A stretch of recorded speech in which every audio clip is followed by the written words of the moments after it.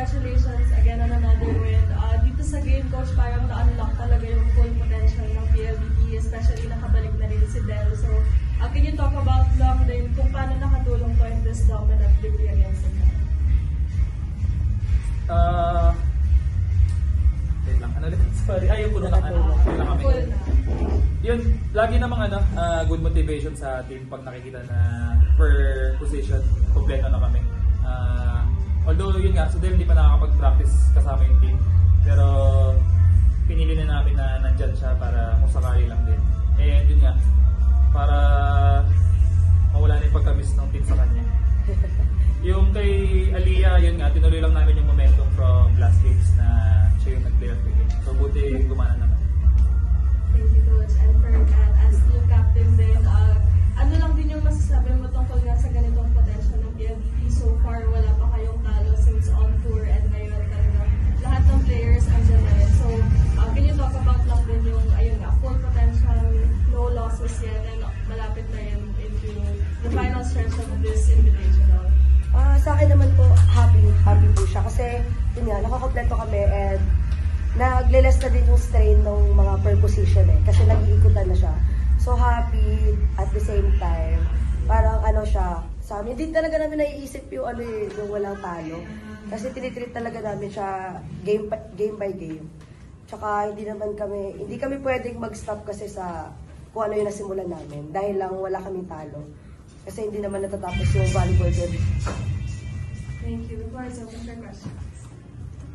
Coach, 10-game win streak yung PLDT mula nung isang pre-season. Tapos ngayon, halos kompleto na nga po kayo or kompleto na rin. Ito na po ba siguro yung best form, best look ng PLDT so far? Or simula po siguro nung pagsali nyo halos sa PLDT, ito na po ba yung best that PLDT has been in a long time?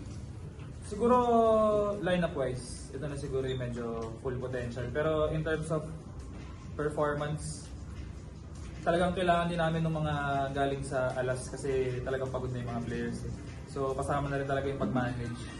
Noong last game, si Sab yung pinahinga, so today siya na-activate. So puro gano'n na lang talaga yung pag-manage para mairaos yung conference. And for that, wala ba nang pahinga kung natin champion kayo? Ikaw, paano mo na siguro kinitip yung sarili mo at your peak performance and ready pa rin kahit yung may yung break and may championship pa rin ulit yung nahabol? Siguro sa recovery ko lang talaga. Less yung malaking tulong yung hindi kami masyadong binubugbog ni coach sa training. Ay napapahinga kami talaga. Alam niya na kabisado niya na yung katawan namin kung paano i-pick, paano ipagpahinga. So malaking tulong siya sa akin na kahit na sunod-sunod yung game. Dahil nga pinagpapahinga din ako ni coach. And syempre yung mga sa conditioning coach namin. So nakaka-perform pa rin na hindi ko naiinda yung pagod. Given sa recent championship and right now, diretso po po yung games, paano po yung approach na when it comes to getting a title again? Parehas ba siya only sa mga previous conference or this time may chill na Wala, hindi pwede yung chill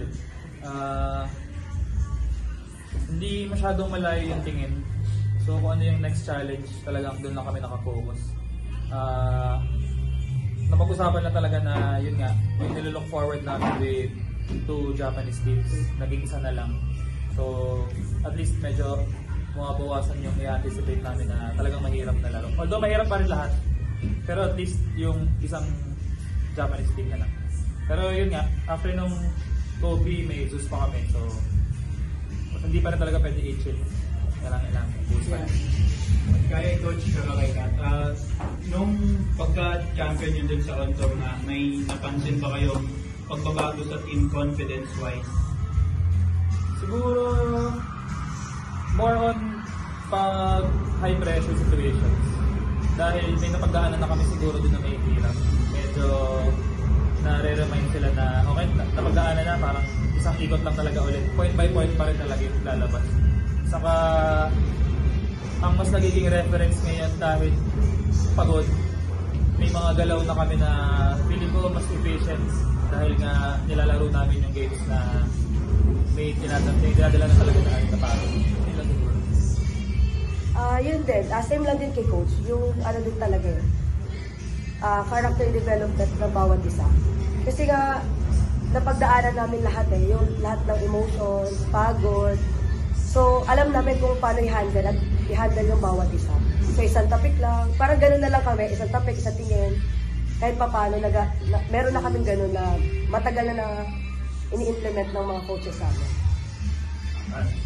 You joined the team in 2022, tapos ngayon, meron kayong 10-game win streak. So, na-foresee mo ba ito? Or syempre, kept your patience until na-match nitong point na ito ng building. So, gano'n ka lang naging ka-patient? Ano talaga, hinihintay ko talaga yung ganitong opportunity sa team. Kasi syempre, pumasok kami sa PLDT. Gusto talaga namin parang mabago talaga yung tingin nila sa PLDT, mabago yung standard ng PLDT. So, ngayon na nandito na kami. Syempre, ayaw namin pakawalan yung ganitong opportunity. At syempre, iba din kasi yung kumpiyansa na nabibigay namin sa isa't isa. Lalo na, yun nga, na-experience namin lahat ng emotions na napagdaanan ng team. So, malaking tulong siya, lalo na sa akin. Kasi nakita ko, since nasa baba kami hanggang sa ngayon nga na umangat. So, masarap sa feeling at gusto namin talaga siyang i-grab talaga yung ganitong opportunity. Coach, malaking kumbaga pressure na wala ng first championship ng PLDT. But now na siguro medyo healthy, may added pressure din ba ngayon? Kasi kumbaga parang triple healthy roster, parang expected na makuha yung championship. May ganun bang parang factor na may pressure din itong type of compete na kayo? Hindi, mas excitement eh. Kasi nga, ang dami naming conference na niraos lang yung mga lineup. So ngayon na nakukompleto na wala pa yung pressure siguro, mas inaantay pa namin ma-unlock yung full potential ng team.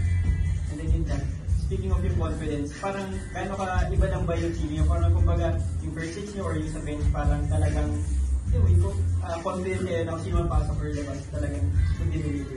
Malaki po talaga siya tulong yung championship talaga. Kasi hindi lang kami naglalaro eh. Pati yung lahat sa buong sa team na pag nagsalita, talagang may laman na talaga na alam na namin kung saan kami kailangan pang i-push, yung kailangan medyo i-relax lang ng onte.